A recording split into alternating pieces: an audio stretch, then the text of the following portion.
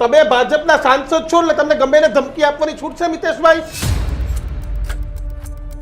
કે એક પણ રૂપિયાની આપણે ગ્રાન્ટ નહીં આપી. ઘરેથી ગ્રાન્ટ નીકળે છે?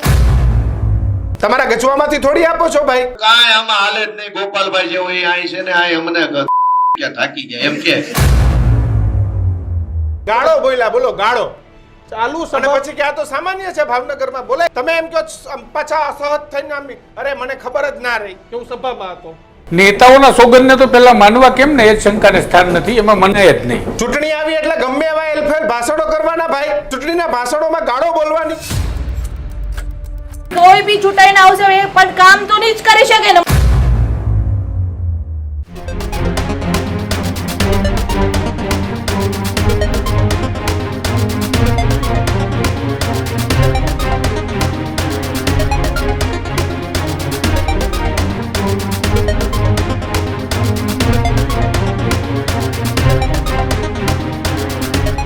નમસ્કાર, વિશેષ રજૂઆત ગર્જનાત સાથે હું કિશન કાટેલિયા આપનું હાર્દિક સ્વાગત કરું છું. અને હું છું દીક્ષિત ઠકરાર. આજના ગર્જનાતમાં વાત કરીશું નેતાઓના બેફામ વાણી વિલાસની.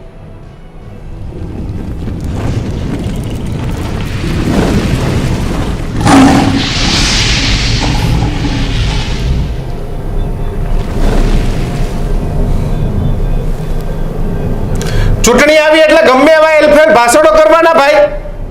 ચૂંટણી આવે એટલે જાહેર મંચથી ધમકીઓ આપવાની. ચૂંટણીના ભાષણોમાં ગાળો બોલવાની. આ ચૂંટણીઓ એ તમને બેફામ વાણી વિલાસો અને ગાળો બોલવા માટે નથી આવી. આ ચૂંટણી પ્રજાને એનો અવાજ એ છેક દિલ્હી સુધી જે સરકારો બને છે ત્યાં સુધી જે અવાજ પ્રજાને જે ઉઠાવવા માટેનો હક મળ્યો છે, જે મતદાનનો અધિકાર મળ્યો છે, એના માટેની આ ચૂંટણીઓ છે. તમે ગમે એવા વાણી વિલાસ કરી નાખો, ગમે એવા ભાષણ ઠોકી દો, તમે ભાજપના સાંસદ છો એટલે તમને ગમે એને ધમકી આપવાની છૂટ છે મિતેશભાઈ? કે મને મત નહીં આપ્યો, ભાજપને મત નહીં મળ્યો તો ગ્રાન્ટ બંધ કરી દઈશ. કેમ?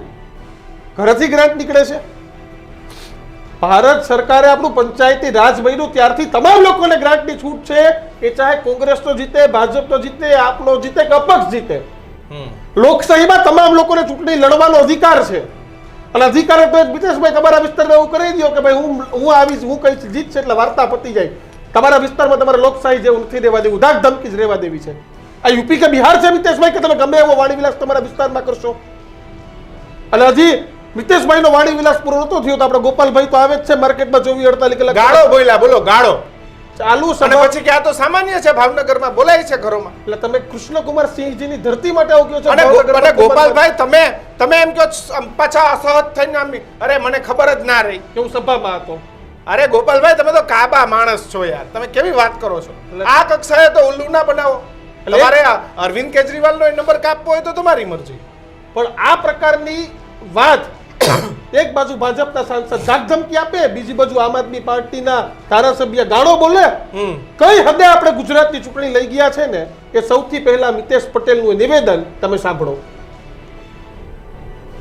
એમને એટલા પણ આપણે તો એમને વોશ આઉટ કરીશું, પણ જો કદાચ એકાદ પણ જીત્યો ને એને આપણે એક પણ રૂપિયાની ગ્રાન્ટ નહીં આપીએ. હું તમને અહીંયાથી કહું છું કે એક પણ રૂપિયાની આપણે ગ્રાન્ટ નહીં આપીએ. આપણે એ રીતનું આંકડાઓ બનાવવાનું છે. આપણા ડેપ્યુટી સીએમ સાહેબ આવ્યા છે અને આપણે બધાને જે પ્રમાણેનું આંકડાઓ જોઈતું હશે એ પ્રમાણેનું આંકડાઓ બનાવી આપશે. અને અત્યારથી જ આપણે એક બધા જે અહીંયા બેઠેલા છે અને બધાનામાં એક તાકાત છે કે આપણે 2027માં ભારતીય જનતા પાર્ટીના વિધાનસભામાં આપણો ઉમેદવાર જીતશે અને ત્યાં આગળ આપણે મોકલીશું અને આટલા મત વિસ્તારમાં અત્યાર સુધીના જેટલા કામો નથી થયા બધા કામો કરીશું. તો સાંભળ્યું તમે કે કોંગ્રેસ ક્યાંય પણ આવે એને આપણે ગ્રાન્ટ નહીં આપીએ. અરે ભાઈ કેમ? આ ગ્રાન્ટ થોડી તમે તમારા ઘરેથી લઈને આવો છો, તમારા ગજવામાંથી થોડી આપો છો ભાઈ. અને હજી આ વાત તો પૂરી નથી થતી. ત્યાં ગોપાલભાઈ વિસાવદરથી આવી ગયા, એ બેસાડ સુરતથી વારો પૂરો કરીને બેસાડ આવી પ્રચાર કરતા હતા. પહેલા તો એવું બોલ્યા કે આખા ગુજરાતના પત્રકારો આવશે, આમ બોલશે. એક એવું નિવેદન આપી દીધું કે ગોપાલભાઈએ પણ કેવી ગાળ બોલી કે શું બોલ્યા ને એ પણ સાંભળો તમે. રાજકોટ વાળા જોવા આવવાનું નથી. બેસાડમાં ગોપાલભાઈ નું શું પિક્ચર છે? આગળ બેઠા લોકો ભાજપ વાળા શું કેવું કે ઓલો કે કાંઈ આમાં હાલે જ નહીં. ગોપાલભાઈ જેવો એ આઈ છે ને આ અમને કે થાકી ગયા એમ કે. અને ઈનો વિડિયો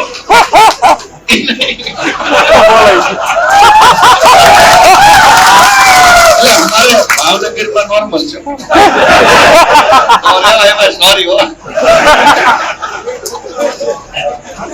મને ખરેખર ખબર નથી. ના ના ના, અમારે તો ભાવનગરમાં નોર્મલ બોલચાલ, બેનો બોલે, ભાઈ છોકરા બધા બોલે, એકદમ રેગ્યુલર બોલે. એવું કહેવાય કેમ કે સુરતમાં નથી તો હાવ ગાડી બોલતા. ભાવનગર સાઈડમાં બેનો ભાઈ બધા બોલતા જ હોય છે. હવે રાજકોટ વાળા જોવા આવવાનું નથી. ભેસાણમાં ગોપાલભાઈ નું શું પિક્ચર છે? આગળ બેઠા લોકો ભાજપ વાળા શું કેવું કે ઓલો કે કાંઈ આમાં હાલે જ નહીં, ગોપાલભાઈ જેવો એ આઈ છે ને આ અમને ક્યાં થાકી ગયા એમ કે એનો વિડીયો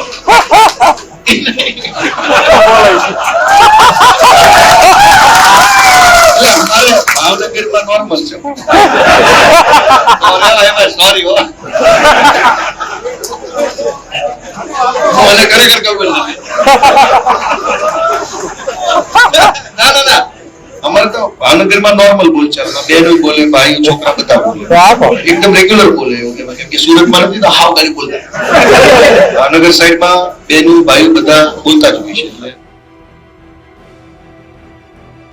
તો ગોપાલ ઇટાલિયાએ ક્યાંક ગાળોના બ્રાન્ડ એમ્બેસેડર હોય અને ગાળોને ગુજરાતમાં પ્રમોટ કરવા માંગતા હોય, પાછું કેવું ભાવનગર ને સુરત માટેની પોતે પાછી ગર્વ લે, અભિમાન ભાઈ બધું જોઈએ, પણ બધું ચાર દિવાલની વચ્ચે જાહેરમાં તમારે ગમે એમ કરવાનું જ ભાઈ. પણ આ તુષાર બસિયાની એક વાત બહુ સારી લાગી કે પરેશ ધાનાણીને વખાણ કરે ને કીધું કે વિપક્ષના નેતાઓએ સાંભળવા જેવું છે. હા, કે ચામડા તોડી લે એવા શબ્દો બોલ્યા પણ ક્યાંય ભાષાની મર્યાદા ન છું. હા, આપણી સાથે તુષાર બસિયા સોમાન ન્યૂઝથી જોડાયા છે. તુષારભાઈ, ન્યૂઝરૂમમાં આપનું સ્વાગત છે. તુષારભાઈ, આજે તમે એક બે ઉદાહરણ બહુ સારા આપ્યા. આખી ઘટનાને લઈને તમારું શું માનવું છે? ભાષાઓની સંયમતા કેમ નીતા ચૂક્યા છે? કે ક્યાંક કોંગ્રેસ હોય, ક્યાંક ભાજપ હોય, કે ક્યાંક આપ હોય? કે આ સ્થિતિનું નિર્માણ થવા માટે વર્ષોનો સમય લાગ્યો છે. એક સમયે નેતાઓ સંસદીય ભાષા સિવાયના શબ્દો ના બોલતા, કારણ કે નેતાઓ ચૂંટાયેલા પ્રતિનિધિ છે અથવા તો ચૂંટાયેલા ન થાય છતાંય જાહેર જીવનમાં છે, કોઈ પક્ષના પ્રતિનિધિત્વ કરી રહ્યા છે. એટલે કે લાખો લોકો એમની સાથે જોડાયેલા છે અને એ લોકો જે ભાષામાં નેતાઓ વાત કરે છે ને સાંભળે છે. પરંતુ જે અત્યારે નેતાઓની બોલી અને જે ભાષાની અંદર ગાળો, અપશબ્દો અથવા તો ભયંકર ધૃણા કહી શકાય એ પ્રકારના જે શબ્દોનું પ્રયોજન થાય છે, એ શબ્દોથી સ્પષ્ટપણે કહી શકાય કે લાંબા ગાળાની પ્રક્રિયા છે. ધૃણાની શરૂઆત 10, 12, 15 વર્ષના રાજકારણથી થઈ, જેમાં ધૃણા જોવા મળતી, જેની અંદર ઉશ્કેરણી જોવા મળતી, અને એ બાદ આગળ વધ્યું ને હવે તબક્કો આવ્યો છે નવા નેતાઓનો. ગોપાલ ઇટાલિયા હોય તો પણ નવા નેતા છે. એ બધા નેતાઓ હવે આગળ વધતા એક ટ્રેન્ડ સેટર બનવાની લાઈમાં સોશિયલ મીડિયાની અંદર પોતાનું ચાલતું રહે, પોતે વાયરલ થતા રહે, એની લાઈની અંદર આવીને આ પ્રકારના શબ્દોના પ્રયોજન ક્યારેક તો હું માનું છું જાણી જોઈને પણ કરતા હોઈ શકે. પછી અત્યારે ગોપાલ ઇટાલિયાની વાત કરીએ, તેમણે કેવું કહી દીધું સરસ કે અમારે ભાવનગરમાં તો આ કોમન છે, બાયું બોલે, ભાઈઓ બોલે, છોકરા બોલે. અમે ભાવનગર જોયું નથી એવું નથી ગોપાલભાઈ. ભાવનગરમાં અમે ગયા છીએ, ભાવનગર અમે જોયું છે ને વખતો વખત જતા રહીએ છીએ. અમે તો ક્યાંય કોઈ બાયું ભાયું કે છોકરાને તમે જે બોલ્યા શબ્દ મને ના સાંભળ્યા. એના કરતા આગળ જઈને વાત કરીએ, મિતેશ અમીનની તો ભારતીય જનતા પાર્ટીના નેતા છે. ભારતીય જનતા પાર્ટી હાલ સત્તામાં છે ને એમના સાંસદ છે મિતેશ અમીન.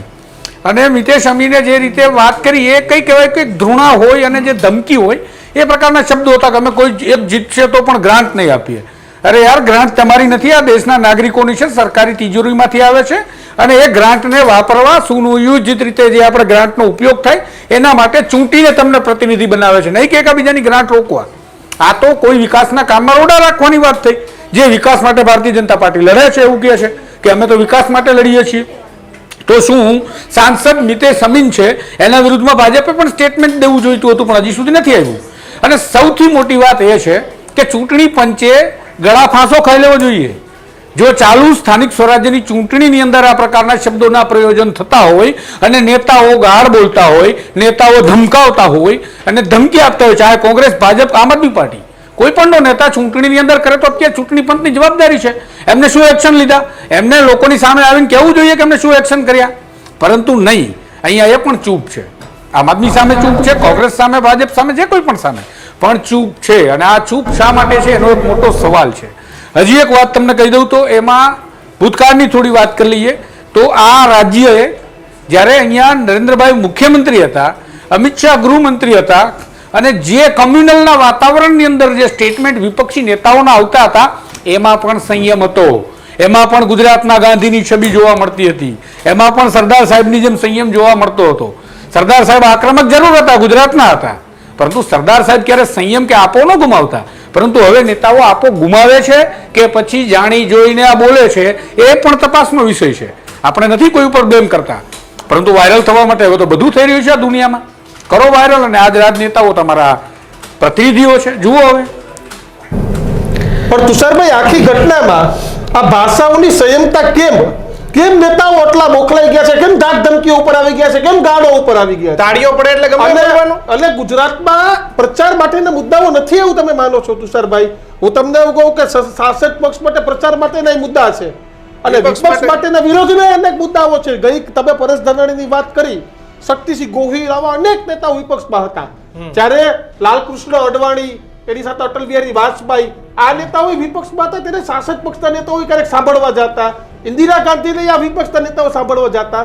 કેવી શાલીનતા હતી કે લોકો એક હેલ્ધી પોલિટિક્સ હતું. આ પોલિટિક્સ તો ગાળાગાળી, ધાક ધમકી, ક્યાંક હવાલા, પૈસાથી ખરીદવા, ક્યાંક દારૂની વાત, આ બધા જ મુદ્દાઓ તુષાર આવી ગયા.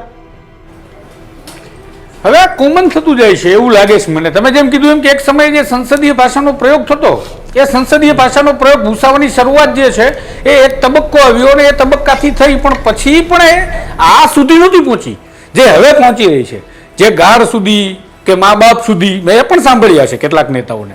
તમે શક્તિસિંહનું પણ ઉદાહરણ આપ્યું, અત્યારે અમિત ચાવડા છે, વિપક્ષના નેતા છે, સાંભળો, એ પણ વિરોધ પક્ષમાં જ છે, કોંગ્રેસના નેતા છે, અને એ પણ જ્યારે બોલતા હોય ત્યારે તમે એમના શબ્દોની અંદર મર્યાદા જોશો.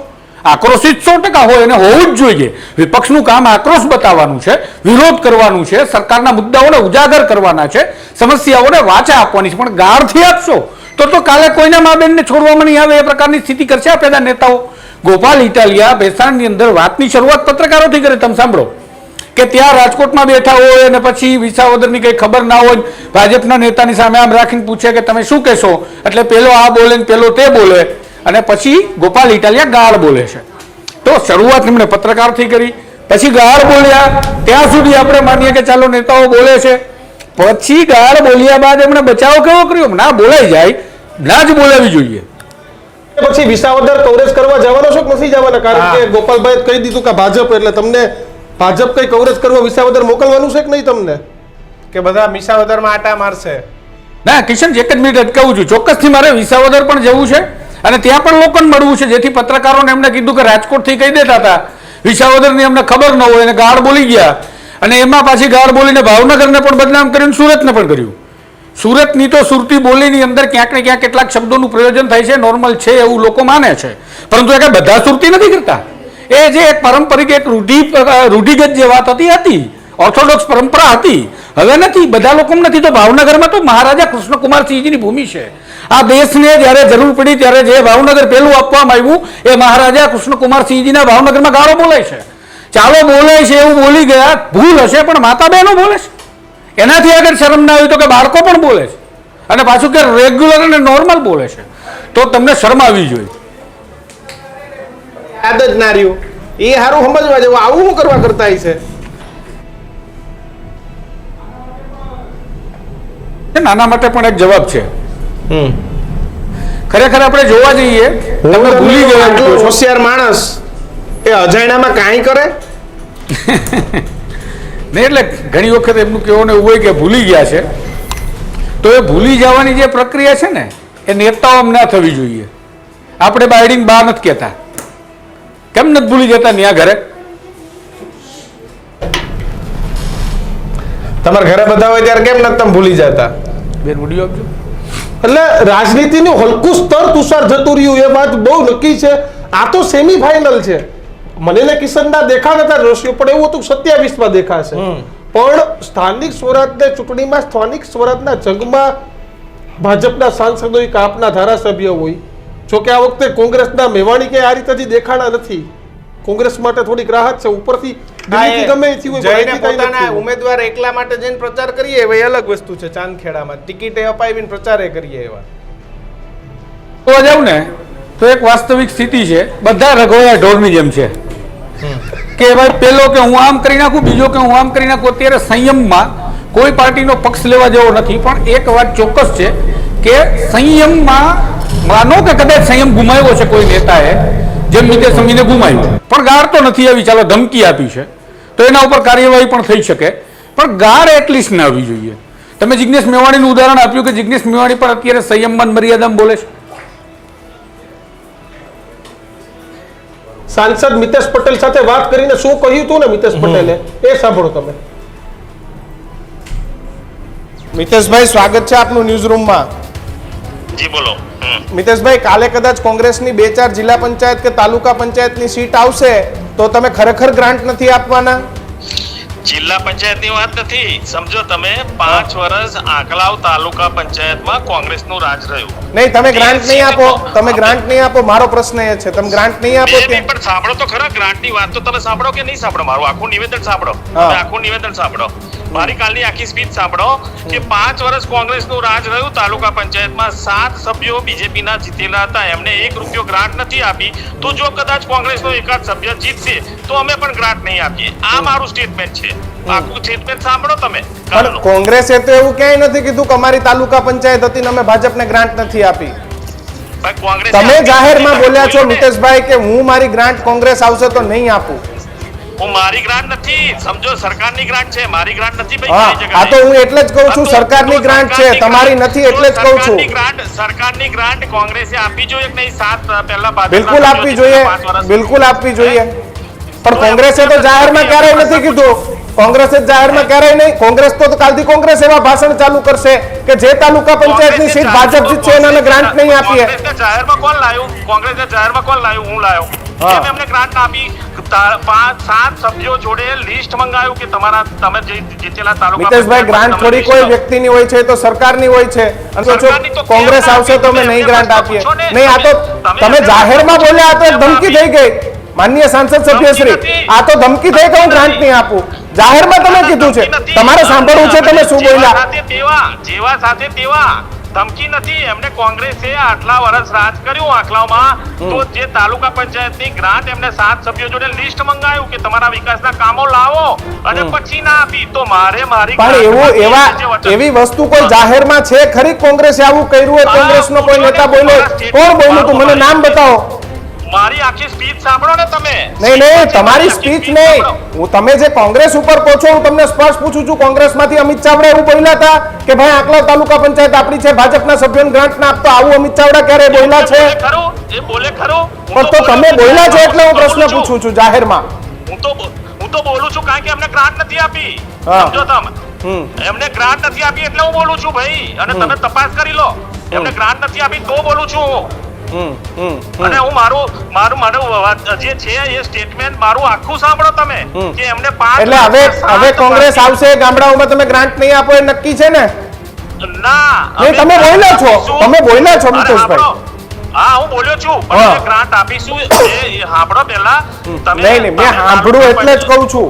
તમે એવું કીધું કે આંકલાવમાં કોંગ્રેસ જે આવશે તો હું ગ્રાન્ટ નહીં આપું, અમારી ગ્રાન્ટ નહીં મળે. તમે નથી આપવાના? મેં એવું કીધું, હું આપવાનો છું, પણ હા. કોને આપીશ કે જે સામે ભાજપનો જે તાલુકા પંચાયતનો સદસ્ય રહ્યો છે ને એ જ તાલુકાનો એને આપીશું. તો નહીં, બાકીનો વિસ્તાર તો વિકાસથી વંચિત રહી જશે. ત્યાંની જનતાનો શું વાંક મિતેશભાઈ? ત્યાંના લોકોનો શું વાંક? હાર જીત તો 500, 1000, 5000 વોટથી થશે, બાકીના વોટ તો ભાજપને મળ્યા જશે. તો બાકીની ત્યાંની સ્થાનિક જનતાનો શું વાંક? ભાઈ તમે સાંભળો ને પૂરેપૂરું. હું કહું છું ને કે એમને આપીશું અમે. કહ્યું ને મેં હા. કે જે ભાજપનો કદાચ ઉમેદવાર હારી ગયો હશે એને ત્યાંની લોકલ પબ્લિકને નહીં મારવા દઈએ, ત્યાં આપીશું જ ગ્રાન્ટ. તો નહીં આપો તો મળશે તો પબ્લિક જ. ગ્રાન્ટ તો પબ્લિક માટેની છે, ટકાવારી માટેની થોડી છે. પબ્લિક માટેની ગ્રાન્ટ છે. ભાઈ હું તો એ જ કહું છું, તમે એ જ કહું છું. તમે શું કહો છો? તમે દરેક વાતે તમારું સ્ટેટમેન્ટ બદલો છો. પેલા કે નહીં આપું, પછી તો આપીશું. ના, મારું સ્ટેટમેન્ટ એનું એ જ છે, એનું એ જ છે. તો હવે આપીશું તમે જે ગ્રાન્ટ. બોલ્યા હતા ગ્રાન્ટ નહીં આપી, હવે આપશો ને ગ્રાન્ટ?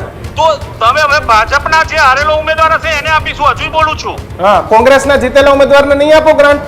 હા, નહીં આપું. નહીં આપું. તો ત્યાંની એમને લોકોનું કર્યું છે એટલે. ત્યાંની લોકોનું શું એમને થશે? કર્યું છે એવું. તમે એમને પૂછો ને કેમ 5 વર્ષ નથી આપી, કેમ નહીં? અરે એ તો એવું જ કે છે કે અમે આવું કર્યું જ નથી. કોંગ્રેસ કેમ કે છે કે અમે નથી તપાસ કર્યું? કરી લો ને તમે, તપાસ કરી કોનો લો. કોનો કોનો નહીં, તમે કોઈ કોંગ્રેસના નેતાને ફોન લગાડો, અમિત ચાવડાને ફોન અને લગાડો. બધાનામાં એક તાકાત છે કે આપણે 2027 માં ભારતીય જનતા પાર્ટીના ભાઈ, તાલુકા પંચાયતનો પ્રમુખ કોણ હતો? નંબર તમારી પાસે ફોન હોય, લાવો, નંબર લગાડો, એની હારે વાત કરીએ આપણે. ભાઈ, તમે આવું કર્યું હતું ભાજપમાં? વિસ્તારમાં અત્યાર સુધીના જેટલા કામો નથી થયા એ બધા કામો કરીશું. મિતેશભાઈ પોતાની અલગ અલગ વાતથી ફરી રહ્યા છે. પેલા કે ભાજપનો હારેલો ઉમેદવાર હશે એને ગ્રાન્ટ આપશો, હારી ગયો એ ઉમેદવારને તમે કેવી રીતે ગ્રાન્ટ આપશો?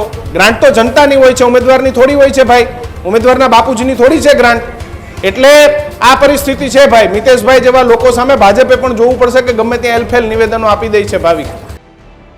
એટલે બે ફામ ગમે તે વાણી વિલાસ કે અમે હારેલા ઉમેદવારને પણ ગ્રાન્ટ આપશું, હા. પણ સામે જીતેલા નહીં આપીએ. કોંગ્રેસનો હિસ્સો જ નહીં આપે. લોકશાહી બાબતના કેટલા ખતરારૂપ નિવેદન. એક બાજુ આપણે લોકશાહીની વાત કરીએ, આપણું કાયદો બન્યો, પંચાયતી રાજ આવી, પંચાયતી રાજમાં પાવર્સ આપેલા છે. એ ગ્રામ પંચાયતના સરપંચથી લઈ તાલુકા પંચાયત એટલે આ તો એવી વાત છે તુષારભાઈ, તમે જીતીને હારી ગયા, તમને ગ્રાન્ટ નહીં મળે તો ખાલી તમારે બસ જીતીને આમાં બસ હું બસ તાલુકા પંચાયતનો સદસ્ય, આટલું જ તમારો પાવર કાપી નાખશે મિતેશભાઈ? એટલે લોકશાહીની જે વાત છે ને, તમે હમણાં બહુ સરસ કીધું એમ કે લોકશાહીની જ્યારે મિતેશભાઈ વાત કરતા હોય, કોઈ પણ નેતા વાત કરતા હોય, મિતેશભાઈ તમારા ફોનમાં મેં કીધું એ સાંભળ્યું, એમને બે અગત્યની વાત જે છે એ બોલી ગયા. એમને ખબર નહીં હોય કે એ બોલી ગયા છે. હું તમને કહું, પહેલી વાત એમણે કીધું હારેલા ઉમેદવાર હશે તો અમે ભાજપને આપશું ગ્રાન્ટ. પહેલાં તો હારેલો ઉમેદવાર 0 થઈ જાય, પછી નવો જીતેલો માણસ છે, ગ્રાન્ટ જે છે એ જીતેલા વ્યક્તિના સભ્યના પેલામાં જતી હોય છે. અને ગ્રાન્ટ એ કંઈ એના પર્સનલ ખાતામાં ના જાય, એ તે જિલ્લા તાલુકા પંચાયતના એકાઉન્ટમાં જ જવાની, અને એ તો વિભાગમાં ફાળવવાની છે. જે કામ માટે ફાળવાય એ કામ માટે ઉપયોગ કરવાનો છે. તો સમસ્યા ત્યારે ઉત્પન્ન થાય છે કે જ્યારે આવા નેતાઓ આપણે કહીએ કે અક્કલના લઠ જેવા નિવેદનો આપી દે કે એમને ચૂંટીને લોકસભામાં મોકલ્યા છે. મને વિચાર હાસ્યાસ્પદ એ વિચાર આવે છે કે આ નેતા લોકસભામાં જઈ અને શું કરતા હશે, અને એમના માટે લોકશાહી હોય કે ના હોય શું ફેર પડે? હારેલા ઉમેદવારને પણ જો ગ્રાન્ટ દેવાની મંશા રાખતા હોય તો એ મિતેશભાઈ લોકસભામાં શું કરતા હશે? એટલે આ બધા નિવેદનો જે એમના બચાવના હતા, તમારી સાથે વાત થઈ ત્યારે. અને બીજું હજી કાંઈ એક નથી, આવું લાંબુ લિસ્ટ છે. આવા ઘણા બધા નેતાઓ છે કે જે લોકો આ જ પ્રકારે ચર્ચાઓ કરી અને લોકો પાસેથી પોતાને બચાવ કરતા બતાવે. પરંતુ વાસ્તવિકતા એ છે કે આ તમામ નેતાઓ પાગલની જેમ પોતાના નિવેદન આપે છે. એમને બધું ખબર છે છતાં પણ એવા નિવેદન આપે છે. એમણે આપી હતી એ ધમકી છે, સારી રીતે જાણતા હોવા જોઈએ. અને જો એમને આટલી ના ખબર પડતી હોય તો એમને લોકસભામાં જવાનો હવે ધક્કો ન ખાવો જોઈએ. મિતેશભાઈએ લોકસભામાંથી રાજીનામું દઈ અને ઘરે બેસાય. જો હારેલાને ગ્રાન્ટ આપી શકતી હોય ને ભાજપની સરકાર, તો એનાથી આગળ જોવા જઈએ તો અપશબ્દોની અને મર્યાદાની વાત કરીએ ને તો સૌથી જોખમી લોકશાહી માટે શબ્દો જ છે. કારણ કે જ્યારે લોકશાહીને બચાવવાનો વિપક્ષ વાત કરતો હોય અને પોતે ગાળો બોલતું હોય તો કેવી રીતે લોકશાહી બચે? અને અમે લોકશાહીને ટકાવી રાખી છે એવું જ્યારે ભારતીય જનતા પાર્ટીના સાંસદો કહેતા હોય, અને ખાસ તો મિતેશભાઈ બોલ્યા છે એટલે આપણે એમના માટે ટાંકીને કહીએ કે તો તમે કેવી રીતે લોકશાહી ટકાવશો? તમને તો લોકશાહીમાં કેવી રીતે ગ્રાન્ટ આવે, જાય, કોને દેવાય, તમારા આ શબ્દ ન બોલાય એ નથી ખબર. ખરેખર તો મિતેશભાઈ લોકશાહી ટકાવી રાખવા માટે પ્રયત્ન કરતા હોય તો ચૂંટણી પંચ પાસે જઈને કેવું જોઈએ કે હું બોલ્યો એ મતદારોને ધમકી આપતો હતો. આ વિપક્ષી નેતાઓને કિશન ધમકી નથી, તમે સમજો. આ એમના ઉમેદવારો માટે પ્રોત્સાહન નથી, આ મતદારો આંકલાવના છે. એ મતદારોને ધમકી છે મિતેશભાઈ દ્વારા, સાંસદ દ્વારા, કે જો તમે અમને મત નહીં આપો તો અમે તમને ગ્રાન્ટ નહીં આપીએ, અમે તમને પૈસા નહીં મળવા દઈએ, તમારા વિકાસનું ગળું અમે રોંધી નાખશું, અમે વિકાસની વાતો કરીએ, વિકાસના બણગા ફૂંકીએ અને પછી અમે તમારા વિકાસનું ગળું કાપી નાખશું. કેમ? તો કે તમે અમારા ઉમેદવારને કેમ ન જીતાડ્યો એટલે અમે તમને હવે પૈસા નહીં આપીએ. મિતેશભાઈના ખિસ્સામાંથી ગજવામાંથી ગ્રાન્ટ નથી આવતી. અને મિતેશભાઈ સાંસદ છે, એમની એ હેસિયત પણ નથી કોઈ વ્યક્તિની ગ્રાન્ટ રોકી શકે. હા, રાજ્ય સરકારના મંત્રી હોય, રાજ્ય સરકારના ધારાસભ્યો હોય, રાજ્ય સરકારને ભલામણ કરી અને ક્યારેક ગ્રાન્ટ નાની મોટી ઓછી વત્તા કરાવે, અથવા તો ગ્રાન્ટને ડિલે કરાવે, અથવા તો વિકાસના કામની અંદર રોડા નાખે, આવું થાય છે. રાજકારણમાં બધું થાય છે, આપણે ના નથી પાડતા, પણ બોલતા નહોતા. હવે તો ખુલીને બોલે છે. લોકશાહીના રખેવાળ જેને લોકસભામાં બેસવાનું છે એ જ સાંસદના શબ્દો છે કે હું ધમકી આપું છું, ભાઈ તમારે ગ્રાન્ટ જોતી હોય તો અમારા જ ઉમેદવારને જીતાવો, નહીં તો હું તમને ગ્રાન્ટ નહીં આપું. અને આગળ વિચારો કે હજી એક ભારતીય જનતા પાર્ટીના મહિલા આપણા નેતા છે, મંત્રી છે, એમણે પણ આવા જ વાત કરી કે હવે સરકારી કામો નહીં થાય. એટલે લોકોને ભરમાવાની વાત છે. આને બીજી પોઝિટિવ રીતે ભારતીય જનતા પાર્ટી પ્રચાર કરે છે, આપણે ભાંડી શકીએ નહીં. કેમ તો કે ટેકનિકલી એમને સાચું કીધું. શું તો કે ભાઈ અમારી સરકાર કેન્દ્રમાં, અમારી સરકાર રાજ્યમાં, તમે એમને મત આપશો, તમે તમારા કામ સરળતાથી કરશું. ચાલો માની લઈએ, ગળે ઉતારી લઈએ, ભલે બાળા ગોળી છે, કોણીએ ગોળ છે, પણ છતાંય એક વખત આપણે માની લઈએ કે આ પ્રચાર માટે એમણે પોતાનું કામ કર્યું. પણ તમને ગ્રાન્ટ નહીં આપી આ શબ્દો તમે બોલતા હોય તો હવે આના માટે આપણી પાસે કહેવાના કોઈ શબ્દો નથી. અને એમને પણ ખરેખર વિચારવું જોઈએ કે લોકસભાના સાંસદને રહેવા લાયક છે કેમ. કિશન ગાળો અને ગાળોના સાથે brand 2 દિવસ ambassador. પહેલા કિશન રાજ્ય સરકારના મંત્રી મનીષા વકીલે પણ એક નિવેદન આપ્યું હતું. મારી ટીમને કહીશ કઈ નિવેદન તૈયાર રાખે એ પણ સંભળાવવું છે કે કેટલા વાણી વિલાસ, કેટલી ધાક, કેટલી ધમકી, કે હવે નેતાઓ પોતાની ભાષાનું ભાન ભૂલી ગઈ છે. પછી આપણે ગર્જના પૂર્ણતાના આરે જઈશું, પરંતુ મારે છેલ્લે જ્યારે મંત્રીઓ શપથ લે ને ત્યારે તમામ શપથ લે, કોઈના ભેદભાવ નહીં રાખવું, ઈશ્વરની સાક્ષી શપથ લેવું, રાજ્યપાલ શપથ લેવડાવે. પણ મને ઘણી વખત એવો વિચાર આવે કે ઈશ્વરના નામે શપથ લે તો આ ધમકીઓ ને બધું કેના નામે આપતા હોઈ શકીશ. અને સૌથી મોટો સવાલ થાય, મનીષા વકીલનું જો નિવેદન તૈયાર થઈ ગયું હોય તો એ સંભળાવો. આગળ કોઈ ચૂંટાયેલું પ્રતિનિધિ હોય અને જે તે સમયે અહીંયા લડ્યું હોય અને હવે ક્યાંક બીજી પાર્ટીમાં કાં તો એમને પોતાની વિચારધારાથી અલગ થઈને કોઈ પોતાની, તો તમે એક વસ્તુ યાદ રાખજો, ભારતીય જનતા પાર્ટીના ઉમેદવારો છે આ બેન. ભારતીય જનતા પાર્ટીની ઉમેદવાર છે. આજે સરકારમાં, રાજ્યમાં સરકાર ભારતીય જનતા પાર્ટીની છે, રાષ્ટ્રમાં સરકાર કોની છે તો ભારતીય જનતા પાર્ટીની છે. તો નીચે જ્યારે જિલ્લા કક્ષાએ ભારતીય જનતા પાર્ટીની સરકાર બને છે ત્યારે જે એકબીજા સાથે મળીને કામ કરવાનું હોય છે એ સહેલું થઈ જતું હોય છે. કોઈ તમને ધાક ધમકી આપશે પણ એ તમારું કામ નહીં કરાવી શકે. નીચે ભારતીય જનતા પાર્ટીની સરકારને ચૂંટાયેલી પેનલ હશે, ઉપર ભારતીય જનતા પાર્ટીનો ચૂંટાયેલો ધારાસભ્ય કે સાંસદ હશે, તો જ તમારું કામ થવાનું છે ભાઈ. નહીં તો આવા લોકો અમે ઘણા જોયા છે જે કોઈ બીજી પાર્ટીમાંથી કે તો અપક્ષમાંથી ચૂંટણી લડીને જીતી લે પછી બી એ કામ કરાવી શકતા નથી. એમની તાકાત નથી કે કામ કરાવી શકે. કેમ? કામ કરાવવા માટે ગાંધીનગર આવવું પડે. કેવી રીતે આવે? કેવી રીતે આવે અમારી ઓફિસમાં? આવી શકે? તો તમારું કામ કેવી રીતે પૂર્ણ થવાનું છે? જો વિરોધ કરનાર, વાંક કાઢનાર હજારો મળી જશે, એ બહુ સહેલું કામ છે. પણ તમારું કામ કરનાર, રસ્તો કાઢનાર, કંઈક એના માટે ઉપાય કરનાર એ માત્ર ભારતીય જનતા પાર્ટીના જે કાર્યકર્તાઓ છે એ જ કરી શકતા હોય છે. તમને સમજ પડે છે ને? નહીં તો પછી એવું થશે અહીંયા કોઈ બી ચૂંટાઈને આવશે એ પણ કામ તો નહીં જ કરી શકે ને. મતલબ શું છે? અરે ભારતીય જનતા પાર્ટીનું કોઈ ચૂંટાઈને આવે છે, આ બધા જ આવી જાય છે, તમારે કામ કરી તમે કહી શકશો. બેનની હાજરીમાં તમે એમને હા પાડી હતી કે અમે કામ કરીશું તમારું, તમે એમને પૂછી શકશો કેમ નથી કરતા કામ, તો એ જવાબ આપવા માટે બંધાયેલા છે. તુષારભાઈ છેલ્લે હવે કહી દો મોટા બેનને આપણે શું કહેવું છે, કારણ કે બેને એવું કીધું કેની પાસે આવે એટલે ઉપર કેની સરકાર છે, મારી ચેમ્બરમાં કેમ આવે, ઈશ્વરની સાક્ષીએ ખાધેલા સોગન ખોટા હતા એવું સાબિત એટલે કેની એટલે મારી ચેમ્બરમાં કેમ આવે એટલે કોઈ ના જઈ શકે. વિપક્ષ તો માણસ ક્યારેય શાસક પક્ષના નેતાની ચેમ્બરમાં ના જઈ શકે. તુષારભાઈ, નેતાઓના સોગંદને તો પહેલા માનવા કેમ ને એ જ શંકાને સ્થાન નથી, એમાં મનાય જ નહીં. કારણ કે નેતાઓ ઈશ્વરની સાક્ષીએ ઘણા બધા સોગંદ ખાઈને વયા ગયા છે. બચ્ચુભાઈ આવી રીતે સોગંદ ખાઈને જ મંત્રી બન્યા હતા અને પછી છોકરાઓ ઘરે ખાઈ ગયા અને અંદર જવું પડ્યું. આ બધી સ્થિતિઓ નેતામાં બહુ નવીન, એટલે એમના સોગંદ બોગંદમાં નહીં પડવાનું. આપણને નૈતિકતા હોય ને આપણે વિચારી લેવાય, પણ એમાં બહુ નહીં પડવાનું. બેને મોઢે તો કીધું કે તમે અમારી પાસે આવી શકશો, પૂછી શકશો, બાકી અમે નહીં હોય તો તમારા કામ નહીં થાય. તો બેનને પૂછીએ છીએ કે બેના જે કામની તમે ચર્ચાઓ કરો છો, આજે આદિવાસી વિસ્તારોની અંદર જોડીમાં જવું પડે છે. આજે શિક્ષણની વ્યવસ્થાની હાલત આપણી કથોડી છે. આજે પણ શિક્ષણના આંકડાઓ જે હમણાં તમારા વિધાનસભામાં આવ્યા, ગુજરાતે જોયા, તો આ બધું તમે જ નથી કર્યું. તમારી સરકારે ઉપર નીચે બધી જગ્યાએ તમે હતા ત્યારે નથી થયું. બીજી વસ્તુ કે તમે ચૂંટણી લડો છો, ખેલદિલી હોવી જોઈએ. ખેલદિલી હતી. નેતાઓ સામે સામે દીક્ષિત કિશન મળતા, નેતાઓ સામે સામે પ્રચારની અંદર મળે, એકબીજાની સામે બેસી મીઠાઈ ખાય, ચા પાણી નાસ્તો કરે, ક્યાંય મળી જાય તો પગે પણ લાગતા. એવા નેતા પણ આપણે જોયા છે. અને અત્યારે એક એવો જુવાળ બનાવી દેવામાં આવ્યો છે, બધાને રેસ છે કે હું ઉપરવાળા સાહેબ આગળ કેવું સરસ કરું, કઈ રીતે હું ટૂંકમાં બટર પોલિશ કરું અને કઈ રીતે હું એનો સાહેબનો કે સાહેબની વાલી કે વાલો થઈ જાઉં. એના માટેનું આ પરિણામ છે ભારતીય જનતા પાર્ટીના નેતાઓનો બફાટ એટલા માટે છે. ત્યાં બીજું કઈ નવીન નથી. પેલા લોકોને એમ છે કે અમારે પરફોર્મન્સ લાવવું છે એટલે ગાળો સુધી પહોંચી મત ગયા. લેવા માટે મરણિયા કરવા છે ને ગમે એ બોલવું એટલે છે. મિતેશભાઈ જલ્દીથી કેમ કેન્દ્રીય કેબિનેટ મંત્રી બની જાય, મનીષાબેન પ્રમોશન સાથે કેમ સારા પોર્ટફોલિયોમાં આવી હા, જાય. કેબિનેટ અને બની ગોપાલભાઈનો ગોલ તો આપણે બેન ખબર જ છે કે ઈસુદાનભાઈની જગ્યાએ ગોપાલભાઈ ક્યારે આવીને પોસ્ટર પર બની જાય એટલે બધાના પોતપોતાના સ્વાર્થ સાથે કરે છે.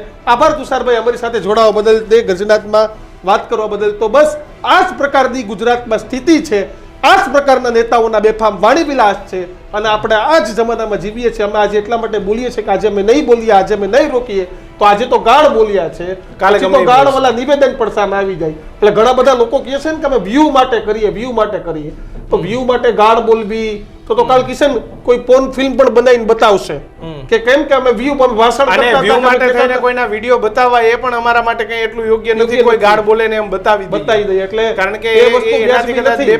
2-5 ફેસબુકમાં ને યુટ્યુબમાં ફાયદો થઈ જશે પણ એનાથી લોકોનું મોટું નુકસાન. એટલે એવા વ્યૂ માટે નહીં પણ ખરેખર પ્રજાના વ્યૂ માટે કરવું છે. પ્રજાનું પરફેક્શન શું છે આ સમગ્ર ઘટના લઈને, તમારું શું માનવું છે તે કોમેન્ટ બોક્સમાં લખજો. એટલે ગર્જનાતને એટલો જ પ્રેમ આપતા રહેજો. હજુ તમે અમારી ચેનલ લાઈક, શેર કે સબસ્ક્રાઇબ નથી કરી તો અત્યારે જ કરી દેજો. જોતા રહેજો ન્યૂઝ રૂમ. નમસ્કાર.